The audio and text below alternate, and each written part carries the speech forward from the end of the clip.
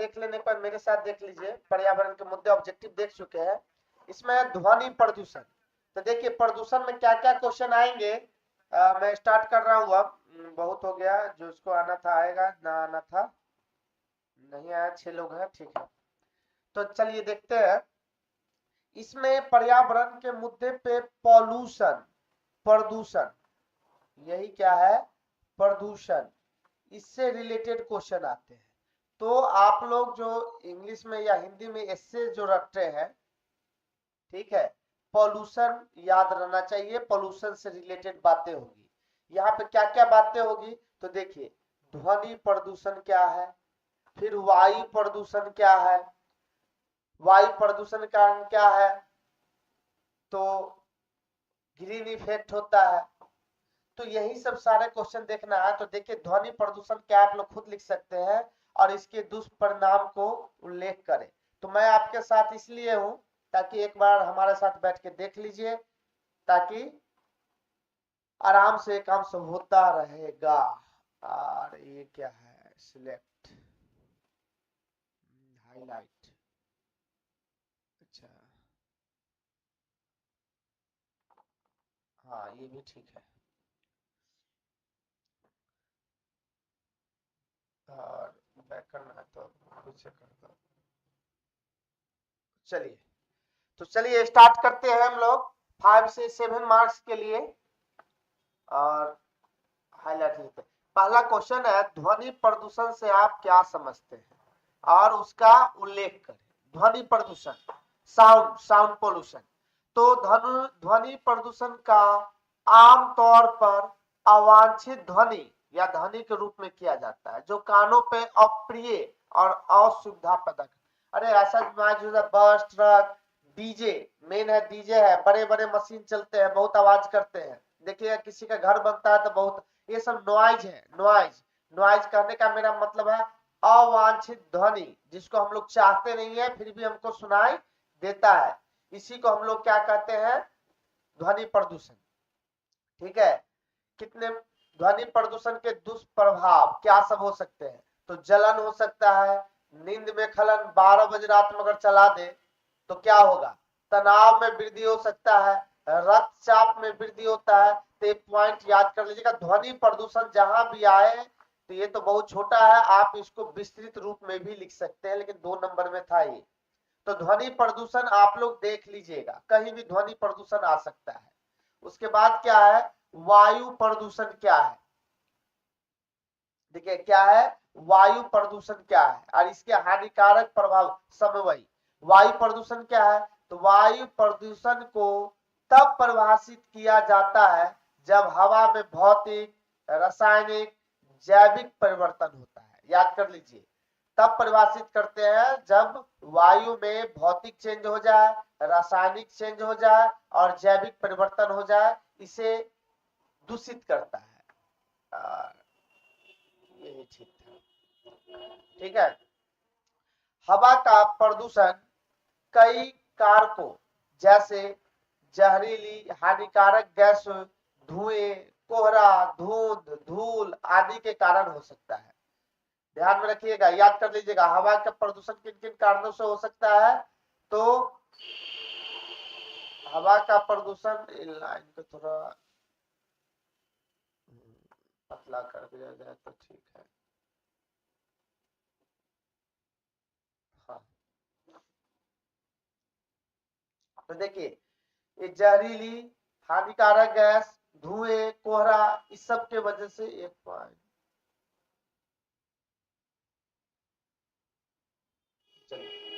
कैसे होता है। वायु प्रदूषण के प्रभाव क्या हो सकते हैं, जब वायु में धूल, मिट्टी, रासायनिक पदार्थ अगर घुल जाए तो इसका क्या क्या इफेक्ट हो सकता है।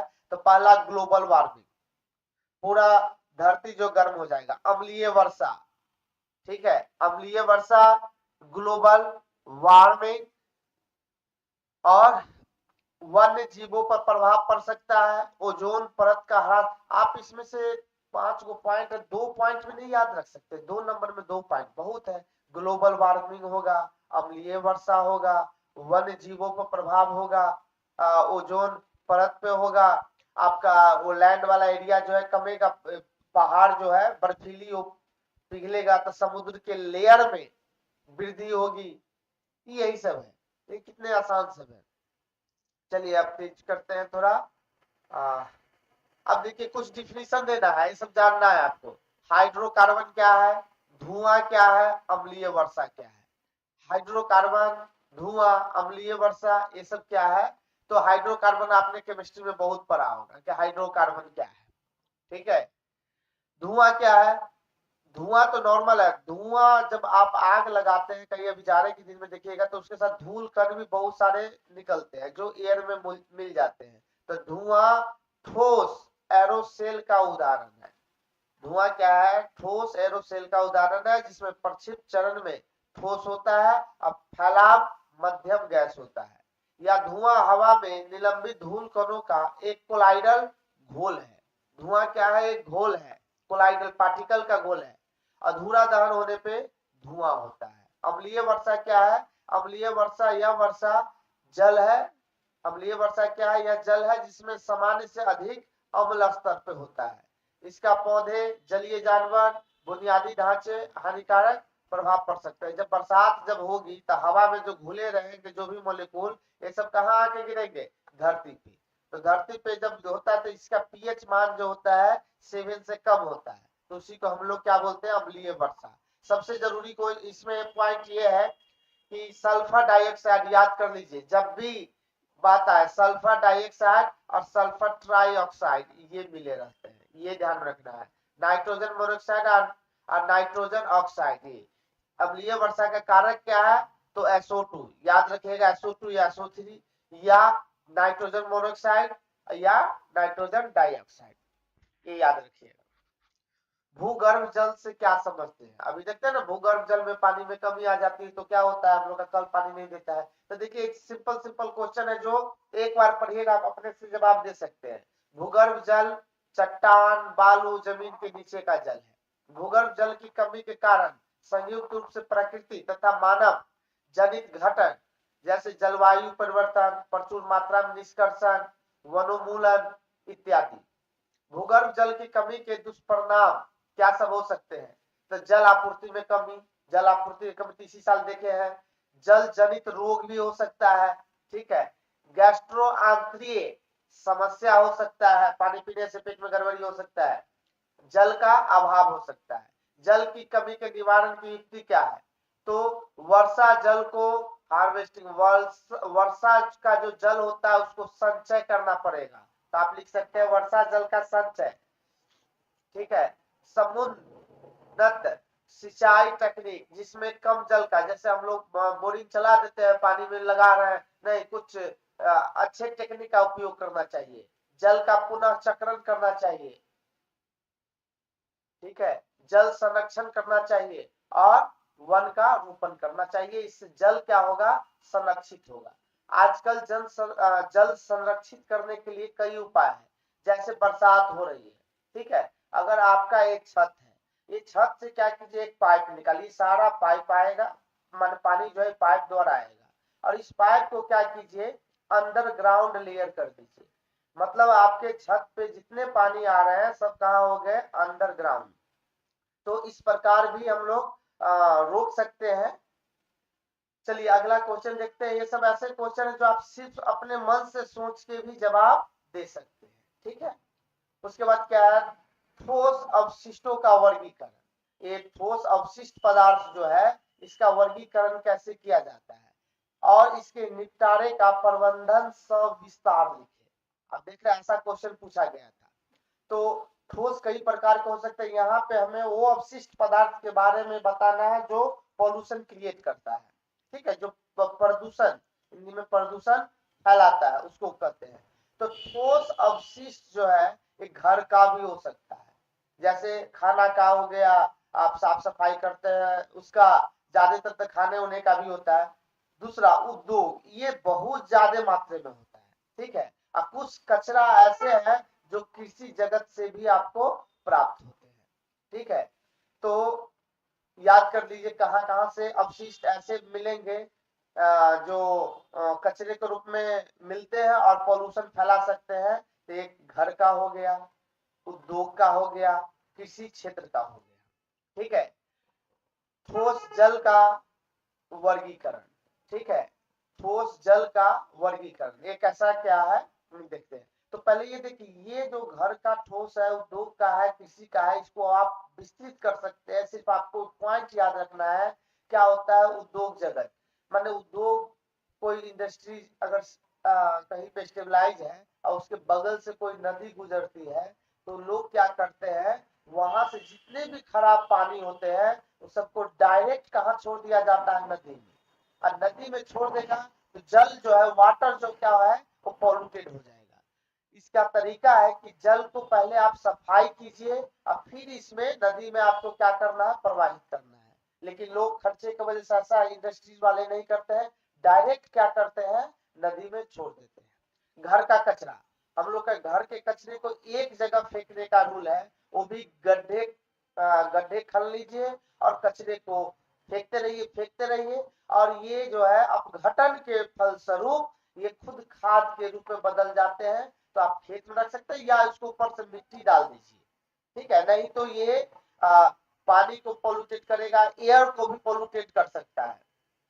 और कृषि जगत का, ये कृषि जगत का कचरा क्या है, अभी देखिएगा जैसे धान की खेती हुए है, सबके खेत में पुआल होगा, क्या करेगा, उसमें आग लगा देगा। आग लगा देगा तो वहां से अधूरा दहन होता है। दहन मतलब आग जो लगा, अधूरा दहन, और कोई भी दहन जो होगा, पुआल में आग लगे, दिखेगा उसके साथ डस्ट कण जो है, कण, एयर मोलिक्यूल में डस्ट कण पार्टिकल घुल जाते हैं।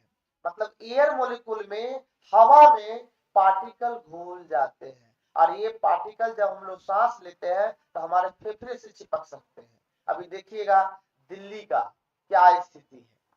खैर बिहार तो मिला जुला के ठीक है, क्योंकि पुआल हम लोग जलाते नहीं, हम लोग बेच लेते हैं। तो चलिए क्या सब एक बार और देख लेते हैं।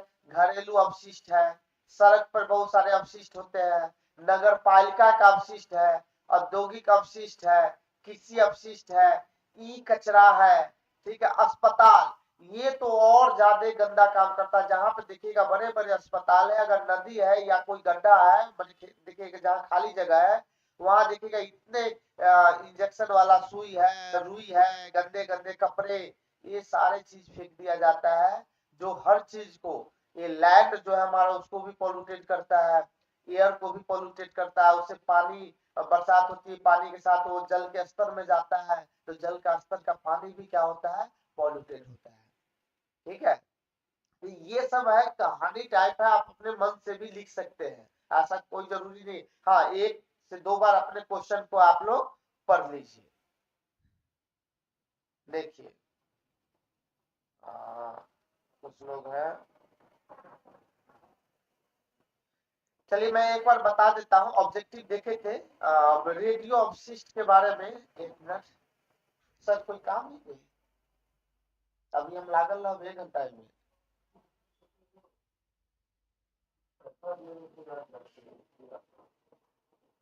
पैसे तो लाओ, 1 मिनट, 1 मिनट, वेट कीजिएगा।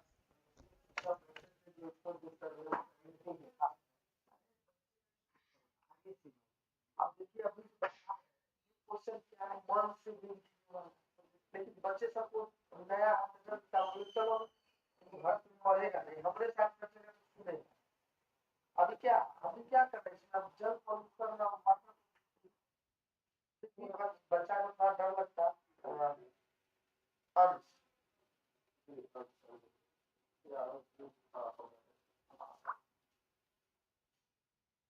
तो बैठे बैठे हम भी क्या करें, इसके साथ लगे रहे, समय भी कट रहा है। आपको देखिए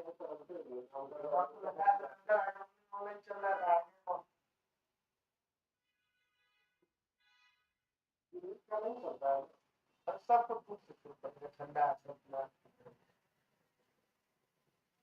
इस बारे में बच्चा अपना लगा हुआ है। हाँ, ऐसे तो एक बोर्ड है,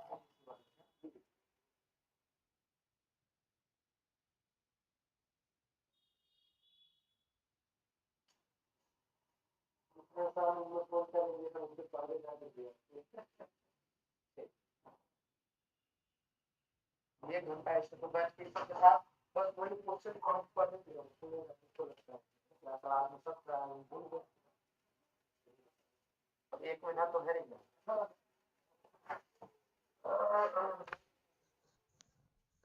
तो चलिए हम फिर वापस आ गए।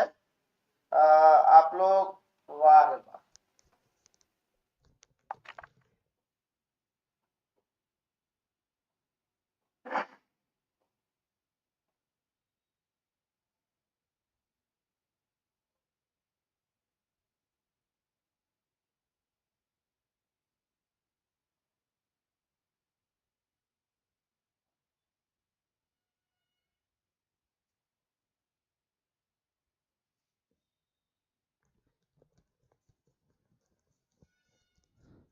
अब देखिए,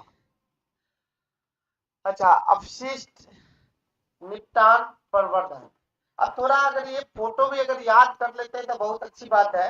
अपशिष्ट को निपटारा कैसे किया जाए, अपशिष्ट प्रबंधन विभिन्न अपशिष्ट पदार्थों को इकट्ठा करने, उपचारित करने, पुनः चक्रण करने और निपटान करने की प्रक्रिया है। अपशिष्ट निपटान, इसको निपटाया कैसे जाए, ठीक है।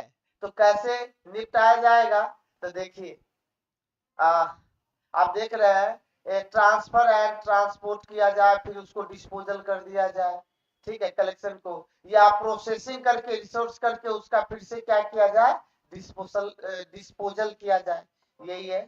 तो चलिए ऑब्जेक्टिव को देख लिए थे आगे। अब देखिए अम्लीय वर्षा क्या है, आप लोग अच्छे तरीके से जान गए अम्लीय वर्षा क्या है। मानव पे विकिरण प्रदूषण के प्रभाव का वर्णन करें। अम्लीय वर्षा में देखिए ये याद रखिएगा क्या मिलेगा, SO2 SO3 NO3, ठीक है। विकिरण का प्रभाव क्या होगा, बाल झड़ जाएगा, उसका बांझपन होगा, हड्डियों के विकास में बाधा होगा, त्वचा का लाल होना, मतली, उल्टी, यही सब है। अब green house effect, green house important है, आएगा ही आएगा। ग्रीन हाउस गैसों का नाम बताए जिससे वैश्विक तापमान हो रहा है, ठीक है। तो एक CO2, एक क्लोरोफ्लोरो, अच्छा अच्छा ये गलत लिख दिया है, क्लोरोफ्लोरो कार्बन, आपने बहुत बचपन से पढ़ा होगा, दो गैस में, एक CO2 एक क्लोरोफ्लोरोकार्बन, ठीक है। इसके वजह से ग्लोबल वार्मिंग क्या है, इसके प्रभावों का वर्णन करें। ग्लोबल वार्मिंग को वायुमंडलीय ग्रीन हाउस गैसों के संचय के कारण पृथ्वी के औसत तापमान में वृद्धि के रूप में परिभाषित किया गया है।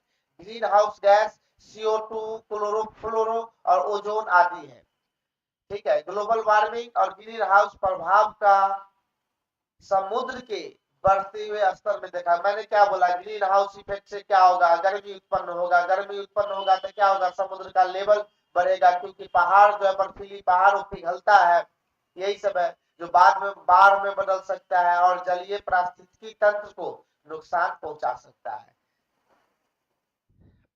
देखिए अब कोई भी क्वेश्चन है यहाँ पे आपको सिर्फ ये देखना है, हरित प्रभाव, हरित घर प्रभाव, green effect, green house effect, सब में एक ही जवाब, एक याद कर लीजिए सब हो जाएगा। वनों को पुनः स्थापित करना, जल के संरक्षण, हानिकारक गैसों के उत्पादन को कम करना, उपयोग कम करे, पुनः उपयोग करे और पुनः चक्रण करे। फिर देखिए हरित का प्रभाव क्या, हरित गैस का, स्मॉग, स्मॉग क्या है ये आप ध्यान से देख लीजिएगा, अभी तो ये देखे हैं। स्मॉग क्या है ये याद रखिएगा, धुएं और कोहरे का मिश्रण है। स्मॉग क्या है, धुएं और कोहरे का मिश्रण है। स्मॉग एक प्रकार का वायु प्रदूषक है।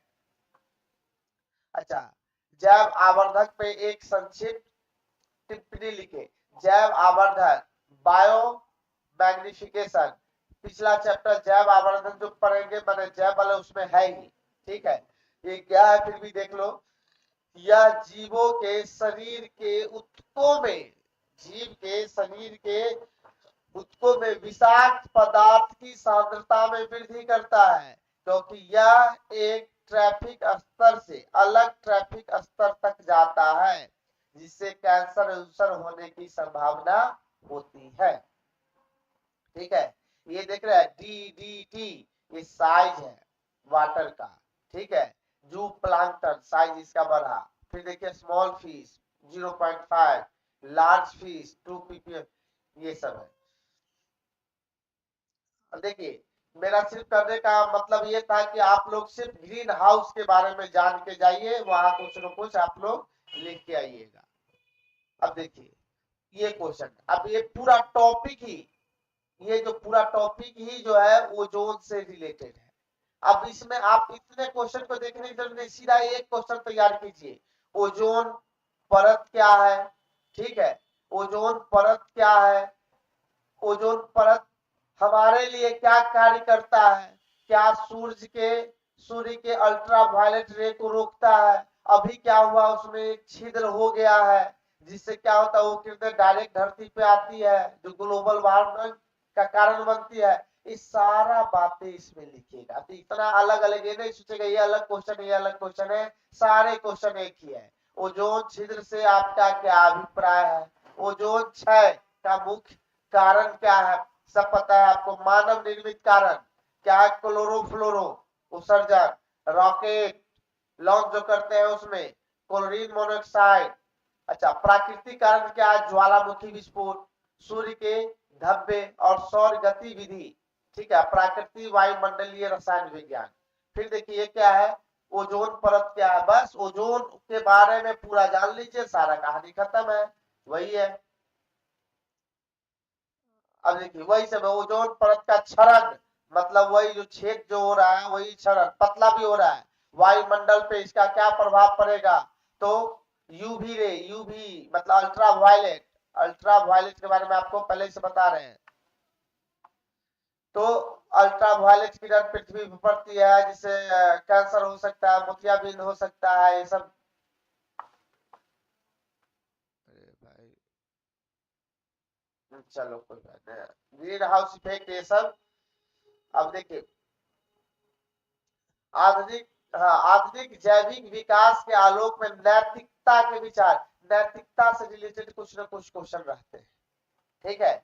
आधुनिक जैव विकास के आलोक में नैतिकता के विचार पर प्रकाश डाले, क्या है, गर्भपात, कृत्रिम गर्भधान, पशु क्लोनिंग, सेरोगेसी, अनुवांशिक रूप से संशोधित जैव, स्वास्थ्य देखभाल, स्टेम सेल भंडारण, ये सब क्या है, जैविक विकास के आलोक में नैतिकता पे ये पॉइंट सब है। ये क्वेश्चन डाइसन, ये 2 नंबर में कभी भी पूछ सकता है, शायद पिछले साल पूछ लिया। डाइसन क्या है, डाइसन एक इकाई है जो ओजोन की सांद्रता को मापता है। और इस प्रकार मैंने इसका देखा, चलो अगला देखते हैं।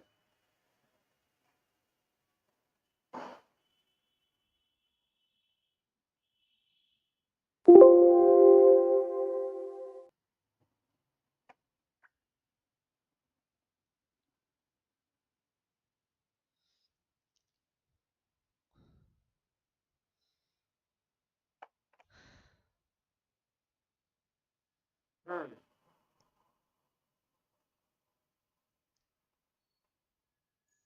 अब देखना है जैव विविधता एवं संरक्षण, देख लो इसमें भी क्या क्या क्वेश्चन आ सकते हैं, थोड़ा इसमें 2 पेज का है खुला है, ये क्या है नहीं गया।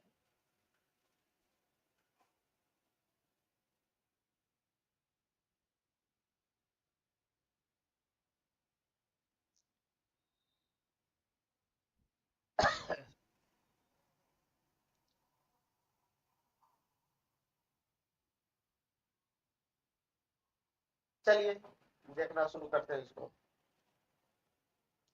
जैव विविधता,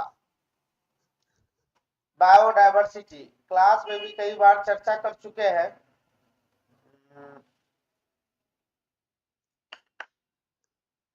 जैव विविधता से देखिए, पहले तो जैव विविधता का मतलब आप लोग को बता दिए थे, बायोडायवर्सिटी, और बायोडायवर्सिटी में मैंने बोला था आप लोग को बायो जिसको हम लोग जैव बोलते हैं, जैव मतलब होता है जीव, अब विविधता डाइवर्सिटी, विविधता मतलब इसमें भिन्नताएं, ठीक है, इसी से रिलेटेड, तो जैव विविधता को परिभाषित करे, ये पूरा देखिए जो टॉपिक है टॉपिक से रिलेटेड ही क्वेश्चन आते हैं, जो मूल टॉपिक है आपका जैव विविधता टॉपिक का ही नाम है, तो यही से डायरेक्ट क्वेश्चन रख दिया कि जैव विविधता से देख लेता हूं एक बार आप लोग को दिखाई कैसा दे रहा है। हाँ ठीक दिखाई दे रहा है, आप लोग इसको बड़ा करके भी देख सकते हैं। जैव विविधता को परिभाषित करें, इसके प्रकारों के ये क्वेश्चन कर देना, कहीं भी कोई भी जैव विविधता से रिलेटेड कुछ भी पूछे आप इतना बात जरूर लिख के आइएगा। जैव विविधता क्या है? जैव का अर्थ है जीवन, विविधता का अर्थ है विभिन्नताएं। देख रहे उसी बात को, वही बात को लिखा है, बड़ी अच्छी बात है, ये लिख के ही आना है। जैव विविधता को पृथ्वी पारिस्थितिकी तंत्र पर मौजूद सभी जीवित जीव की भिन्नताएं के रूप में परिभाषित किया गया है। जैव विविधता का प्रकार 3 प्रकार के, याद कीजिए मैंने 3 प्रकार बताया था। एक आनुवांशिक विविधता है, जीन स्तर पे विविधता हो सकती है, याद कीजिए। एक है प्रजाति विविधता, थोड़ा बड़ा करना पड़ेगा नहीं तो नहीं होगा। हाँ, एक है प्रजाति विविधता और दूसरा है पारिस्थितिकी तंत्र विविधता। मैंने 3 बताया था, 3 याद कर लीजिएगा। हाँ ठीक है, तो ये कोई भी क्वेश्चन पूछे जैव विविधता से रिलेटेड ये लिखेगा। आप देखिए दूसरा क्वेश्चन, जैव विविधता की परिभाषा लिखे, इसके महत्व लिखे। तो पिछला क्वेश्चन जो है वही लिखना है, इसके महत्व को थोड़ा लिख देना है। महत्व में क्या पॉइंट है? पारिस्थितिकी संतुलन बनाए रखना चाहिए, मतलब जितने परसेंटेज जिस जीव की है वो परसेंटेज हमेशा बना रहना चाहिए। जलवायु स्थिति की विनिमय होना चाहिए, एक से दूसरे में होना चाहिए, फिर उससे उसमें होना चाहिए, उससे चक्र जो है बना रहना चाहिए। पोषक तत्वों का चक्रण होना चाहिए और जैविक उत्पादकता होती रहना चाहिए। तो बस देखिए फिर क्या है, जैविक संरक्षण के बारे में। अरे जैविक संरक्षण के बारे में जो पूछेगा तो सबसे पहले जैव विविधता क्या है उसके बारे में लिखना, और जब जैव विविधता के बारे में लिख लिए तब इसके संरक्षण के बारे में कुछ पॉइंट लिखो। तो पहला क्वेश्चन जो है, और ये सब एक ही क्वेश्चन है, आपको अलग अलग लग रहा है, सब एक साथ याद कर जाइए और जो आएगा जैव विविधता पर लिख के आना है। प्राकृतिक संसाधनों का कुशल उपयोग, वनों की कटाई रोकना, आवास विनाश को कम करना, जनता को शिक्षित करना, ठीक है, यही सब है। फिर देखिए जैव विविधता के हानि के कारणों की व्याख्या कीजिए, वही बात। पहले सबसे पहले जैव विविधता क्या है वो लिखिएगा और जैव विविधता के बारे में महत्व को समझा दीजिएगा, उसके बाद उसके हानि को समझाइएगा कि हानि से क्या फर्क पड़ता है। जैसे सभी जीवों के अलग अलग परसेंटेज है, कोई जीव अचानक बढ़ गया कि कोई जीव अगर बहुत कम गया उसकी जनसंख्या तो स्थिति गड़बड़ हो जाएगी ना, जलवायु में परिवर्तन हो सकता है। तो जैव विविधता की हानि क्या है? तो जलवायु में परिवर्तन, ये तो होता ही रहेगा, ये सब मेन पॉइंट है। वनों की कटाई और आवास का नुकसान, अत्याधिक दोहन, आक्रमण प्रजाति, प्रदूषण, जंगल की आग हो सकती है, बाढ़ हो सकता है, भूकंप हो सकता है। किसी क्षेत्र में जैव विविधता के हानि के कारण, ये आपका इसका असली जवाब है। तो हानि के क्या हो सकते हैं? तो पौधे के उत्पादन में, जंगल कट जाएगा, पौधे के उत्पादन में कमी होगी, जानवरों से मीट मिलता है वो मीट की कमी होगी, पर्यावरण गड़बड़ी के प्रति कम प्रतिरोध होगा, रोग चक्र, कीट जैसे निश्चित पारिस्थितिकी तंत्र विकास में परिवर्तनशीलता में वृद्धि होगी। नहीं सब एक ही जैसा क्वेश्चन है पूरा, बस एक ही चीज। हाँ इसमें नए क्वेश्चन क्या है? तो नए क्वेश्चन है ए रेड बुक पुस्तक का महत्व क्या है, ये नया क्वेश्चन है, ठीक है। नया क्वेश्चन मतलब ऐसा नहीं है 2025 में पूछा, पहले भी पूछा गया है क्वेश्चन, लेकिन अब चैप्टर से थोड़ा जानकारी के लिए है। तो रेड बुक पुस्तक क्या है तो देख लीजिए। इसका उपयोग किसी भी पौधे या पशु की प्रजाति की कुल जनसंख्या का अनुमान लगाने के लिए किया जाता है।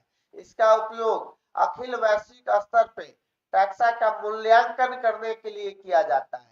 इसका उपयोग किसी भी प्रजाति की संरक्षण स्थिति का पता लगाने के लिए किया जाता है। इसका उपयोग किसी भी समय पशु, पौधे, कवक प्रजाति खतरे के जोखिम का मूल्यांकन करने के लिए किया जाता हो गया।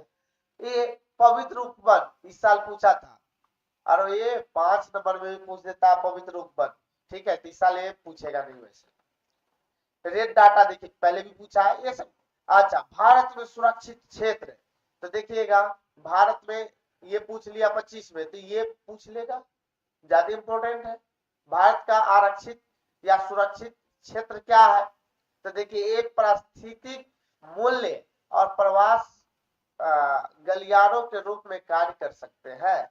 संरक्षण रिजर्व का उद्देश्य परिदृश्य, समुद्री दृश्य, वनस्पतियों एवं जीवों एवं उनके आवासों की रक्षा करना है। इन्हें राज्य सरकार द्वारा घोषित किया जाता है। उदाहरण ये वो याद करते, बांकीपुर मोर संरक्षण, ठीक है। वाय स्थानीय संरक्षण क्या है? अच्छा, इस बार इन सीटू पूछा था, और ये होता है एक्स सीटू। तो हो सकता है बाह्य स्थानीय इस साल पूछ ले, एक्स सीटू। बाह्य स्थानीय को क्या बोलते हैं? एक्स सीटू संरक्षण। यह पूरे पौधे, बीजों, पराग, वनस्पति प्रसार, उत्तक या कोशिका संवर्धन के रूप में जीवित जीवों के उसके प्राकृतिक आवास के बाहर संरक्षण एवं रखरखाव का प्रकार है। या कोई जीव है, उसको जंगल से हटा के हम चिड़ियाघर में रख दिया, ये भी किसका एग्जाम्पल है? एक्स सीटू का। मतलब उसके प्रकृति आवास से हटा के बाहर में निकाल के संरक्षण देते हैं, उसको क्या बोलते हैं?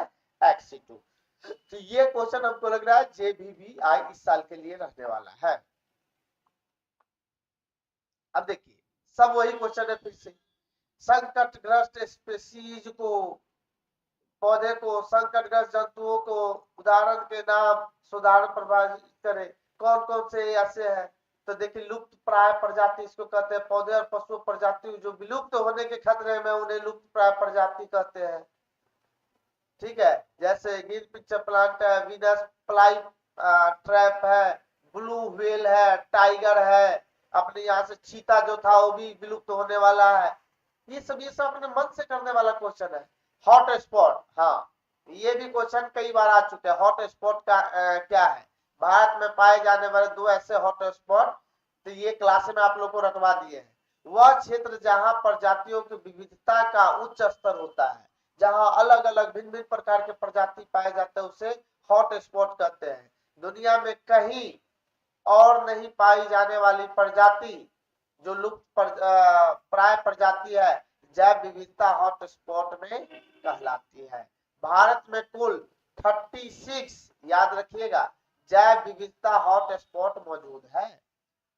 36, जिसमें हिमालय भी है और पश्चिमी घाट भी है। जैव विविधता से आपका क्या अभिप्राय है? ये सारे क्वेश्चन हो गया। जातीय विविधता का परितंत्र का क्या महत्व है? जैव विविधता की क्षति के मुख्य कारण, क्षति, वही बात। तो देखिए, एक क्वेश्चन पढ़ने से दूसरा क्वेश्चन भी हो जाता है। बार बार मैं कहता हूँ क्वेश्चन बैंक को अच्छे से पढ़ के जाओ, सारा क्वेश्चन हो जाएगा। संरक्षण से, अब जैव विविधता हो रहा है जिससे लॉस होता है, उसका संरक्षण से आप क्या समझते हैं? जैविक स्रोतों का संरक्षण के तरीके का वर्णन करें। तो संरक्षण का अर्थ है इन संसाधनों को सुरक्षा प्रदान करें हम लोग, ताकि भविष्य की पीढ़ी के लिए संरक्षित रहे, ऐसा न हो कि गायब हो जाए। तो 2 प्रकार, ex situ, in situ. In situ इस साल पूछा है, एक्स सीटू पूछेगा। देख रहे हैं, सब वही क्वेश्चन है, एक बार पढ़िएगा सारा हो जाएगा, एक एक करके रटना नहीं है। तो देखिए, इस प्रकार ये भी चैप्टर का हमारा खत्म हो गया। अब हम निकालते हैं अलग सा थोड़ा चैप्टर।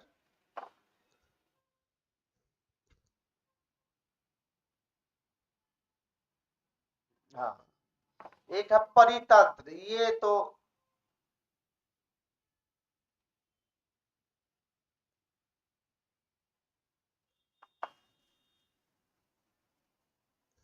हाँ, परितंत्र ऑब्जेक्टिव भी देखेंगे, सबका ऑब्जेक्टिव भी देखेंगे, लेकिन अभी बड़े वाले क्वेश्चन सबको देख लेते हैं क्या है।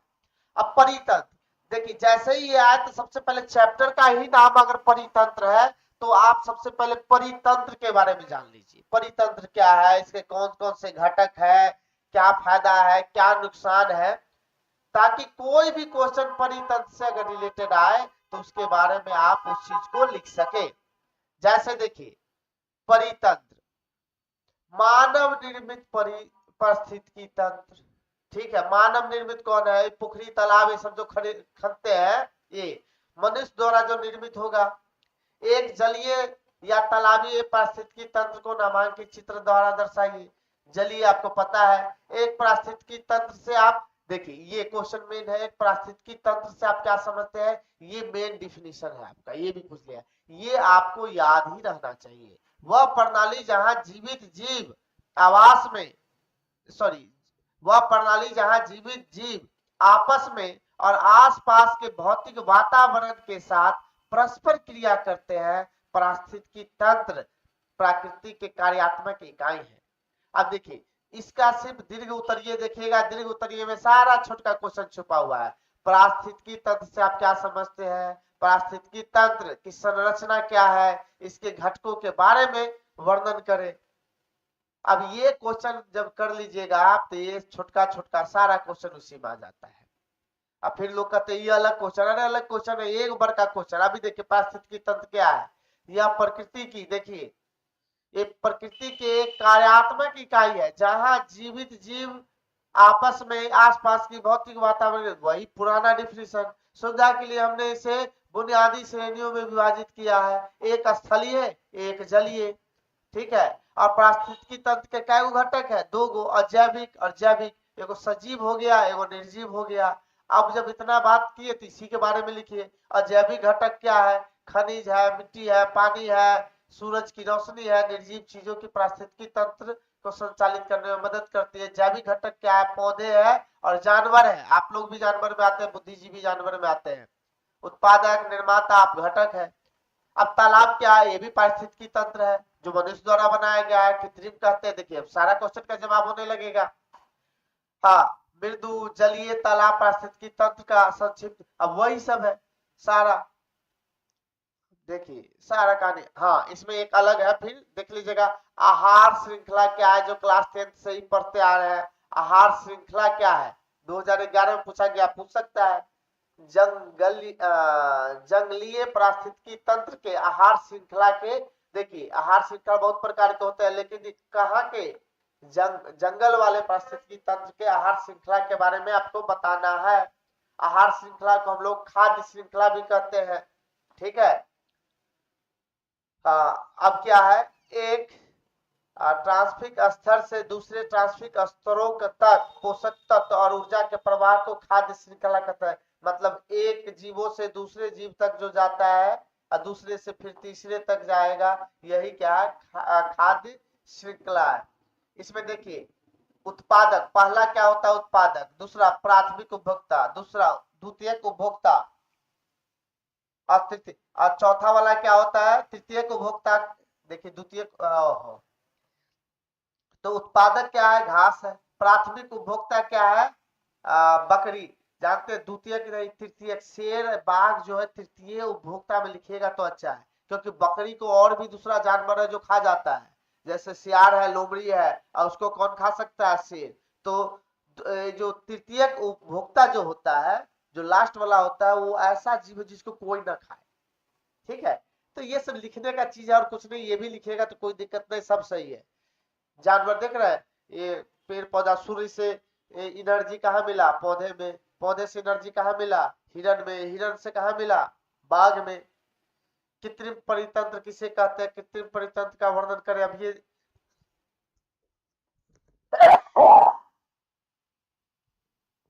ठीक है। कृत्रिम परितंत्र, अब हाँ, अब देखिए कृत्रिम पारिस्थितिकी तंत्र क्या है, ये पारिस्थितिकी तंत्र जो मनुष्य द्वारा बनाए जाते हैं कृत्रिम कहलाते हैं, परिबंधित किए जाते हैं, उन्हें कृत्रिम पारिस्थितिकी तंत्र कहा जाता है। कृषि पारिस्थितिकी तंत्र, कृषि पारिस्थितिकी तंत्र प्राकृतिक होते हैं, लेकिन फसलों और पशुधन के उत्पादन के उद्देश्य से मनुष्य द्वारा प्रबंधित किए जाते हैं। इसमें मिट्टी, हवा, पौधे, जानवर शामिल है। इसमें से प्रत्येक घटक एक दूसरे के साथ जटिल तरीकों से बातचीत करते हैं। किसी पारिस्थितिकी तंत्र गतिशील और निरंतर परिवर्तनशील होते हैं, और ये जलवायु, भूमि और प्रदूषण जैसे विभिन्न कारकों से प्रभावित होते हैं। अब देखिए उत्पादकता क्या है, ये सब, हाँ, प्राथमिक एवं द्वितीय उत्पादकता क्या है। देखिए ऐसे ऐसे क्वेश्चन है, ये क्वेश्चन क्यों नहीं लिखेगा लोग, कहेगा हार्ड क्वेश्चन कहाँ से, प्राथमिक उत्पादकता, ये घास फूस जो होता है ये सब है। देखिए प्रकाश संश्लेषण के माध्यम से जो अपना खाना बना के उत्पादन होता है, प्राथमिक उपभोक्ता कहलाता। प्रकाश संश्लेषण के माध्यम से विशेष समय अवधि में प्रति इकाई क्षेत्र में उत्पादित कार्बनिक पदार्थ को प्राथमिक उत्पादकता कहता है। द्वितीय उत्पादकता क्या है, तो द्वितीय उत्पादकता उपभोक्ता है, प्रथम उपभोक्ता होता है। उपभोक्ता द्वारा नए कार्बनिक पदार्थ के निर्माण की दर को द्वितीय उत्पादकता कहते हैं। इसमें एक बार देख लीजिएगा, प्राथमिक उत्पादन, द्वितीय उत्पादन। देखिए प्राथमिक उत्पादन और द्वितीय उत्पादन में अंतर स्पष्ट करें। अच्छा अब प्राथमिक तो घास उससे पैदा होने वाला, द्वितीय जो उससे, तो देखिए क्या प्राथमिक उत्पादक एवं घास वाला क्या है। प्राथमिक उत्पादन जैसे जीव पादप जो सौर ऊर्जा, जल, CO2, क्लोरोफिल की मौजूदगी में प्रकाश संश्लेषण द्वारा भोजन को संश्लेषित करता है। जबकि द्वितीय क्या करता है, जीव, द्वितीय वैसे जीव है जो प्राथमिक उत्पादकता को खा जाता है। ठीक है, जैसे हिरण हुआ, खरगोश हुआ, जंगल वाला, ये सब द्वितीय उत्पादक है। द्वितीय उत्पादक भक्षक के लिए जैव मात्रा का उत्पन्न करता है। अब तृतीय में क्या करता है, इसी को खा जाएगा। और चतुर्थ ऐसा है जिसको कोई नहीं खाए। प्राथमिक उत्पादक के उदाहरण यही सब है। तो ऊर्जा का प्रवाह, अब अरे ये तो पेज नहीं दिख रहा है, चलिए फिर से देख लेते हैं इसमें क्वेश्चन क्या है। देखिए वही आहार जाल किसे कहते हैं, एक मैदानी पारिस्थितिकी तंत्र के दो आहार श्रृंखलाओं के जीवों के नाम लिखे। वही घास, कीड़े आपको भेजे हैं, उसमें देख लीजिएगा। मेढक है, सांप है, मोर है, घास है, कैसे क्या है। खाद्य श्रृंखला देखते हैं, खाद्य श्रृंखला इस पे ऐसी क्वेश्चन है, देखिए 2025 में आया है, बात बनाने वाला है खाद्य श्रृंखला क्या है। इसलिए मैं जो लास्ट का ये जो चैप्टर है उसमें से सबसे पारिस्थितिकी तंत्र अच्छे से बस इतना ही करके जाना, आप लोग लिख के आइएगा। देखिए आहार जाल क्या है, फिर पूछा, फिर से पूछा, उपयुक्त उदाहरण द्वारा इसे स्पष्ट कीजिए। फिर देखिए इसमें यही समुचित उदाहरण के साथ पारिस्थितिकी। पिरामिड, पिरामिड के बारे में मैंने बोला था, एक बार देख लीजिएगा। पिरामिड, पिरामिड मैंने बताया था आप लोगों को क्लास में, एक बार देख लीजिएगा। पिरामिड से एक बार यही पिरामिड का बड़ा वाला क्वेश्चन देख लीजिएगा, क्योंकि इस साल भी आया था, 2025 में भी पिरामिड आया था 2 नंबर में। लेकिन आप लोग पूरा पिरामिड का ये देख लीजिएगा। पारिस्थितिकी अनुक्रमण है और जलीय पौधे तथा जलीय पौधे, मरोद्भिद पौधे का उदाहरण परिभाषित करें। पानी में रहने वाला, अच्छा जलीय पौधे के नाम में आप लोग ये भी लिख दिया, हाइड्रोफाइटिक पौधा लिखेगा। हाइड्रोफाइटिक मतलब जलीय, पानी में रहने वाला अनुकूलित पौधे हाइड्रोफाइटिक पौधे कहलाते हैं। ठीक है, पानी के माध्यम से बीज फैलाव विलाव करते हैं। और जेरोफाइटिक पौधे किसको बोलते हैं, तो मरोद्भिद में, ठीक है, रेगिस्तान में मरोद्भिद रेगिस्तानी पौधे को कहते हैं। रेगिस्तानी क्षेत्र पर्यावरण में रहने वाले अनुकूलित पौधे को जेरोफाइट कहते हैं। बस लिखेगा आ जाएगा। बस पौधे के पारिस्थितिकी अनुकूलन का वर्णन करें। पारिस्थितिकी अनुकूलन कैसे वहां रह सकता है, कैसे टिकेगा, तो आपको बताए थे कांटे वाले के पत्ते पे कांटे कांटे होते हैं, पत्ता का साइज इसका क्या होता है, छोटा होता है, इसकी जड़ बड़ी लंबे तक गहरे धरती के अंदर गहरे रहते हैं, यही सब है। वाष्पोत्सर्जन के माध्यम से पानी की हानि को कम करने के लिए पत्ती का साइज क्या होता है, छोटा होता है। उनके पत्ती पे मोम या क्यूटिकल वाष्पीकरण द्वारा पानी को रोकता है। कैम रंध रात में खुलते हैं, दिन के समय क्या होता है, बंद हो जाता है। ऊर्जा संरक्षण के इसे बताए हुए जलोद्भिद। देखिए फिर वही हाइड्रोफाइट, वही जेरोफाइट, जेरोफाइट पर रेगिस्तानी पौधा, हाइड्रोफाइट जलीय पौधा। धीरे उत्तरीय में क्या है, मरुक्रमण की विभिन्न अवस्थाओं का सचित्र वर्णन करें। अब ये क्वेश्चन देख लीजिए, 2023 में आया तो आ सकता है। जेरोसेल पौधे का एक क्रम है जो पानी की उपलब्धता की कमी में शुरू होता है, कम पानी वाले में शुरू होता है। इस समुदाय रेगिस्तान, नंगी जमीन जैसे बेहद शुष्क परिस्थितियों में पैदा करता है। जेरो सेरे में काई, लाइकेन, अग्रणी प्रजातियों और बड़े पेड़ चरमोत्कर्ष में पाए जाते हैं। एक बार देख लीजिएगा। हाँ, इसमें जो देखने वाली बात है, जो आइए छुट्टी के बाद हम लोग देखेंगे, इस फास्फोरस चक्र क्या है। चक्र दूसरा देखेंगे नाइट्रोजन चक्र क्या है, और CO2 चक्र तो आप लोग पहले से जानते हैं, CO2 वाला पहले से जानते हैं। तो फास्फोरस चक्र देखेंगे हम लोग। हाँ फास्फोरस, लेकिन फास्फोरस नहीं, नाइट्रोजन चक्र ज्यादा पूछने का चांस बनता है। तो आइए या नाइट्रोजन चक्र का ये करेंगे, और इस प्रकार ये है।